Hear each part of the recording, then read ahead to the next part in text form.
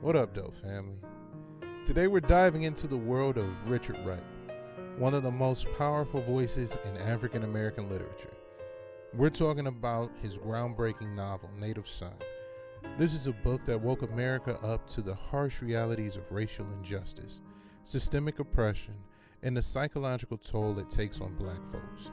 Buckle up, because we're unpacking the brilliance of Wright's writing, the pain behind his pen, and the legacy of this literary giant. Born in 1908 on a plantation in Mississippi, Richard Wright grew up surrounded by poverty, racial violence, and segregation. His childhood experiences fueled his passion for writing, but they also left him scarred by the relentless injustices faced by black Americans. In an interview, Wright once said, "I was haunted by the cultural bareness of my environment, by the general hostility that lay around me, and by the questions that no one could answer about why life was the way it was." That haunting stayed with Wright as he moved north to Chicago searching for better opportunities. But the North wasn't a promised land. The systemic racism he encountered here inspired him to write Native Son, a story that's as gripping as it is devastating. Here's a passage from the book. "They hate because of fear.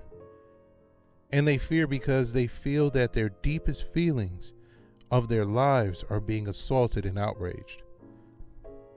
Let's talk about that.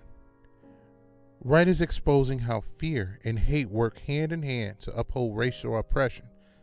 Bigger's life is a reflection of that toxic cycle. And as much as it is a critique of racism, it's also a critique of the systems that criminalize black existence before black people even have a chance to define themselves. More from Mr. Wright. "I wanted to write a book that would make people feel the stark reality of racial discrimination.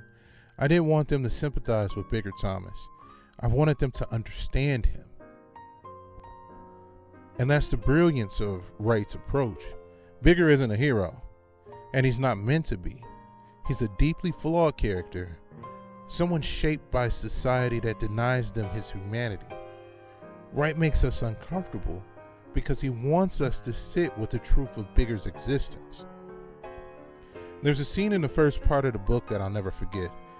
Bigger actually kills Mary Dalton, a white woman, and his immediate reaction isn't guilt, it's fear. Fear of being caught, fear of what a white society would do to him, Wright writes. That moment is a masterclass in showing how racism dehumanizes both the oppressed and the oppressor. Bigger's fear isn't irrational, it's survival instinct. And Wright forces us to confront a system that makes that instinct necessary. Bigger was conscious of the unwritten law that says it was a crime for him to even touch a white woman, even if he did not kill her deliberately. Wright's own life was full of moments like this. When he moved to Chicago, he worked menial jobs, joined the Communist Party, and witnessed firsthand the struggles of black urban life. His activism and his art were inseparable. He wasn't just telling stories, he was challenging America to see itself clearly. Native Son was a bestseller when it was published in 1940, and it made Wright the first African American writer to have a Book of the Month Club selection. But it wasn't without controversy. Some criticized Wright for painting such a bleak picture of black life, while others praised him for his unflinching honesty.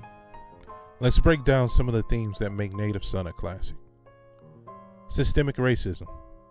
Wright shows how Bigger is trapped by a racist society that denies him the dignity and opportunity. Fear and survival.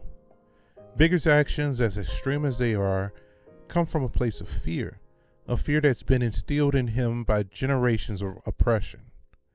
Identity and agency. Throughout the novel, Bigger struggles with what it means to be black in America and whether he has any control over his life at all. And here's the kicker. These themes aren't just historical, they're still relevant today. Native Son isn't an easy read, but it's an essential one. Wright held a mirror up to America, and what it showed wasn't pretty, but it was and still is necessary, Wright once said. All literature is a protest. You cannot name a single novel that isn't a protest. And he was right. Native Son is more than just a novel. It's a call to action, a demand for change, and a reminder that the resilience of black voices. So you haven't read it? Now's the time. Thank you for joining me today. Let me know in the comment what's your favorite African American novel and why. And don't forget to like, share, and subscribe. Until next time, keep reading, keep learning, and keep fighting to understand the voices that shaped our experiences today.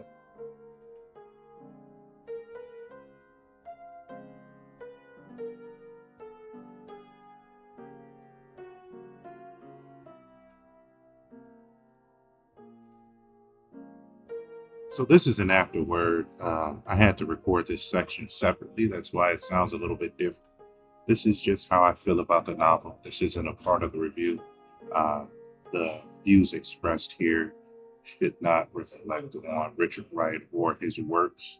These just an expression of how I feel and have felt since the first time I've read the novel.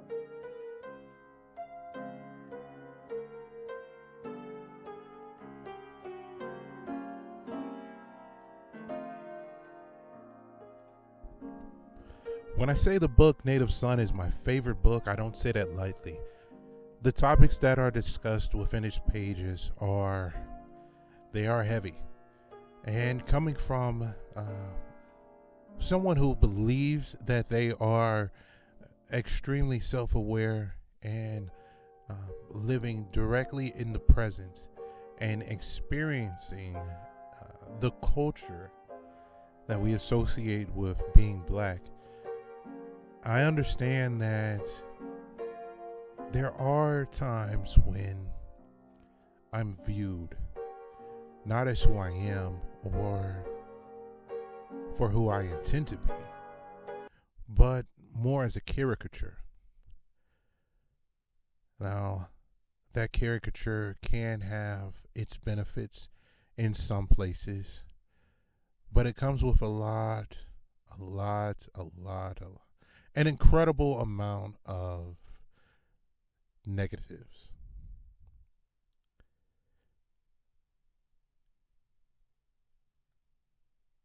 People will tell you that no matter who you are, there's going to be bad things and that there's going to be good things, but not many people understand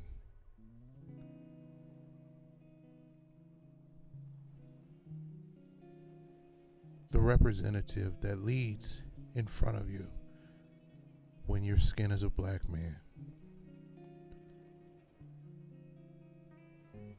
In so many instances, we are presented with the opportunity to not only let that representative lead, but to live up to those negative connotations.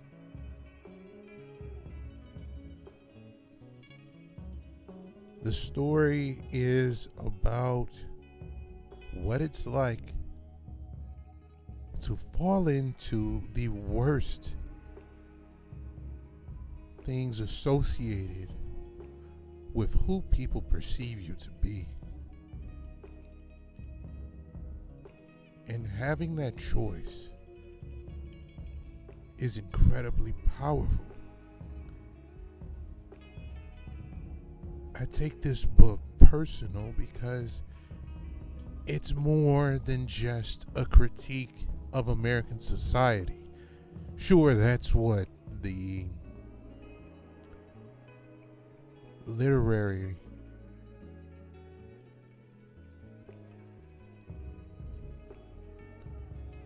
community identifies as what this book is about. But when you're a black man and you have the opportunity to choose whether or not you're going to be a nigga, it is a very, very weighted decision. And not many people understand what it requires to not choose to be a nigga at all times.